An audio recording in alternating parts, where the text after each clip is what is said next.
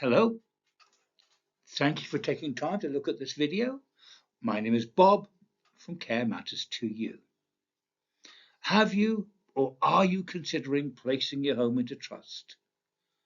But did you also ask if its value could still be used for care after you have placed it into trust? Failure to research that question before placing a property into trust can be an extremely costly mistake to make. The question that you need to ask is, will a lifetime trust work for you? Because some will work and some won't work. It depends upon the intention and timing. Family trusts are highly vulnerable to being challenged by local authorities when the original owners of an asset placed into trust, usually the family home, looks for help with the funding of care fees.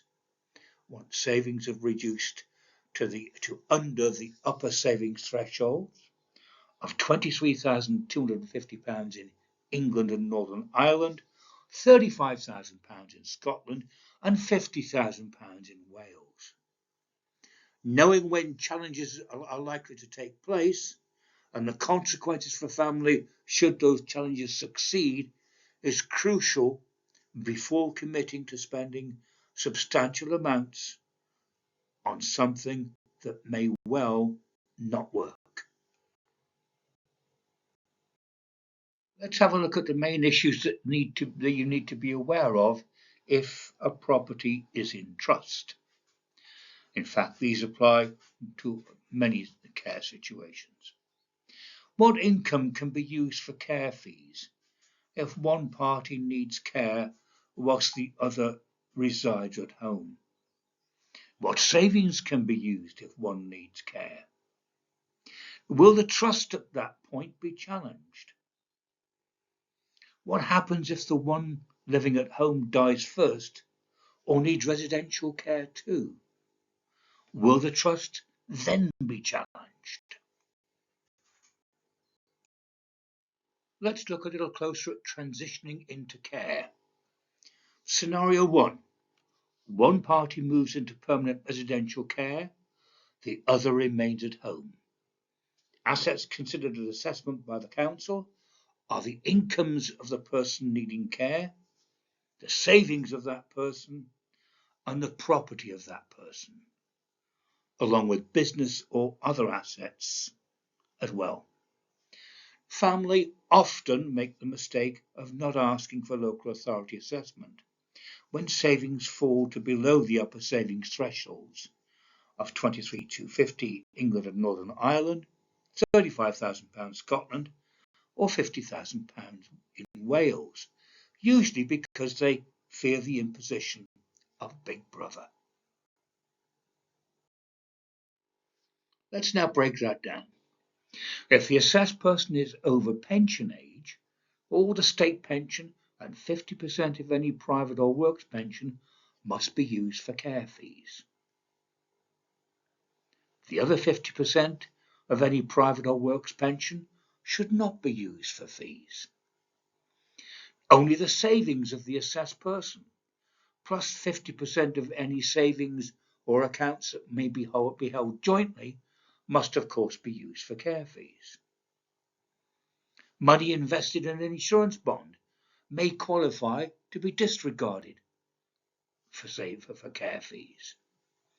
If money is accumulated in a pension pot, the value of the pot cannot be used as savings. However, the value itself can be used to assess the annuity it would generate for care fees. That makes a huge difference. Some councils still get it wrong and believe the pension pot itself should be available as savings. That should always be challenged. If business assets exist, time may be available to dispose of them before being considered for care fees. So it really isn't as bad as people think. Let's look at the biggie. Let's look at property, and this will be the trust property in which the settlers still usually reside. If the family home is still occupied, its value may be disregarded for the other's care fees by mandatory disregard if that person is the assessed person's partner, aged over 60, or under 18, or is incapacitated. Mandatory disregard would apply with or without the trust being in place. So this is not dependent on the trust. This depends solely upon the right to a mandatory disregard. Other qualifying relatives may also be considered for discretionary disregard if they're aged over 60, under 18, or incapacitated. Discretionary disregard, if agreed, would not be because the property had been settled to trust. It would be that the local authority has agreed to a discretionary disregard. Let's look at how things can change and of what people need to be aware of. And this is shown in what we call scenario 2. Beware, if the person at home dies first or moves into residential care, the financial criteria changes considerably. The home will still remain disregarded for the first 12 weeks of permanent care. And during that 12 weeks, the local authority will ask for copies of the trust deed, letters of wishes, wills, and such other documents they feel it may be appropriate to have sight of. That could include a copy of the land charge certificate. They will also ask trustees to prove settlement to trust had not been done to avoid care fees, and they would need to provide evidence to prove points that they raised. Not cooperating with local authority requests can lead to trustees being invoiced for the full cost of care fees. That can be a huge shock. But what if trustees sold a family home after the one who'd lived at home passes away or moved into care?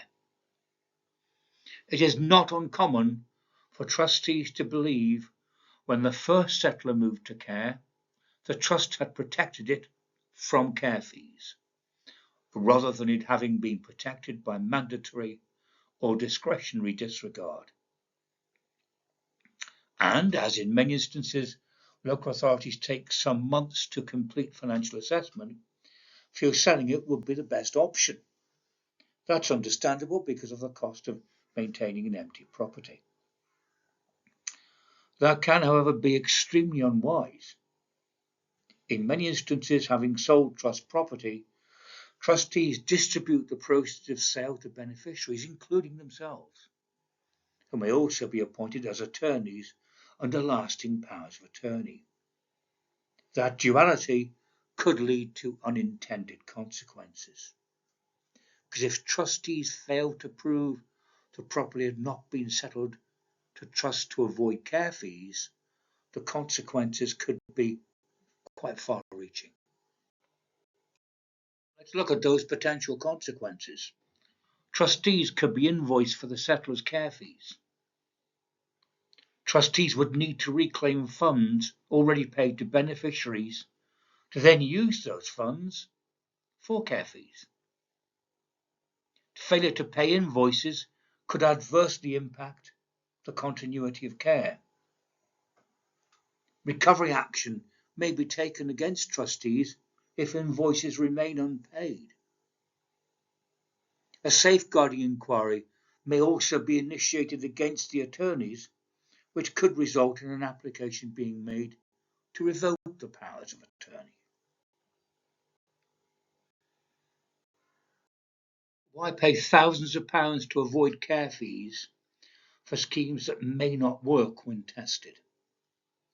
Risk assessment before taking any action may be prudent and very cost effective. how it works. We examine what is proposed, expose potential issues that may arise, explain how they can be challenged, illustrate potential consequences, or, if your trust is already being challenged, consider how best to defend it. Care matters to you. Risk assessment helps families avoid making expensive mistakes. Please email us with any inquiries you may have. Thank you for your time in watching this video. If you like it, please press the subscribe button.